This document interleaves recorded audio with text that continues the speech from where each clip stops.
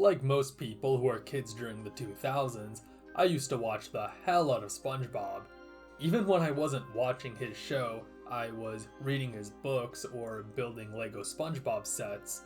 So one day, when I found out my local Walmart was hosting an event that allowed you to hug Nickelodeon characters, or people in Nickelodeon costumes if you want to take away the magic, you can imagine how hyped I was.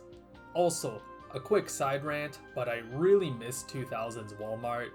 That was when it had the smiley face stickers, the aquariums, the giant McDonald's logo as an entrance. It looked so much better back then, but I'll stop talking about that. This wasn't a one-time event either. I remember it happening every few months or so, and if I remember correctly, the lineup of characters started out as SpongeBob, Dora, and Boots, but I know Diego was added at some point, which was great for the Dora fans, but I wanted to see more SpongeBob characters. Well, my wish came true, because Patrick was eventually added to the roster, and I remember being really excited to see him. Then I saw him, and I kind of wish I hadn't, because I thought the Patrick costume looked freaky. I recall him looking way too big, and I know Patrick is supposed to be a fat character, but the costume made him look like a scary pink giant. Imagine the way he looks in this scene from the episode Bubble Stand, but much bigger. I can't even remember if I hugged him or not. I probably did, but I'm sure I hesitated. Not too long ago, I decided that I wanted to find a picture of this Patrick Star costume because I like confronting my childhood trauma, but this proved to be a difficult task. Finding Patrick Star costumes wasn't hard, obviously, but finding the one I saw at Walmart all those years ago was. I tried to find any information about Nickelodeon related events taking place at Walmart in Ontario, but didn't come across anything. I did discover some other cursed costumes while doing my research, but after a while, I accepted that I was most likely never going to find the costume I was looking for. But then I came to a huge realization. This is where Canada's Wonderland comes into play. If you grew up in Southern Ontario like I did, or have at least visited it, I'm sure you have fond memories of going to Canada's Wonderland. I know I do.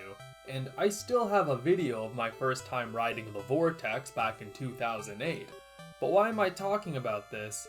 Well, the DVD showing my first time on the Vortex came with a video showing what Canada's Wonderland was like at the time. So I decided to watch it for some nostalgia, and one particular thing in the video caught my eye. A Jimmy Neutron costume. That's when it all started coming back to me. I remember seeing a lot of Nickelodeon characters in the park back then. In fact, I have a memory of really not wanting to see a play involving Dora, so I looked up Canada's Wonderland Nickelodeon, and wouldn't you know, Canada's Wonderland had a section of the park called Nickelodeon Central, which apparently started out as Hanna-Barbera Land. It's once upon a time land. It's the enchanted forest. It's the land of Nod. It's Saturday morning cartoons. It's Canada's Wonderland.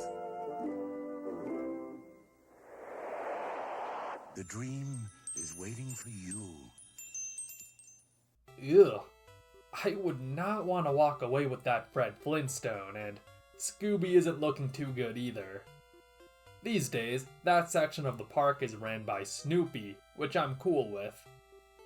Anyway, Nickelodeon Central was introduced in 2003 and was removed from the park at the end of 2009. This made me wonder if the purpose of the Walmart event was to promote Nickelodeon Central, and if it was, the Patrick costume I saw in the store all those years ago was probably a Wonderland costume. So, I started looking for any videos of this Nickelodeon Central starting with a TV ad from 2003. It's the new Nickelodeon Central with the Rugrats Tune Pipe. No Patrick, and this was the only ad for Nickelodeon Central I could find. But I didn't let that discourage me, because Nickelodeon Central was around for a long time. Surely there were recordings of it online posted by visitors of the park. And I was right. In fact, there were multiple videos of a Nickelodeon-themed parade.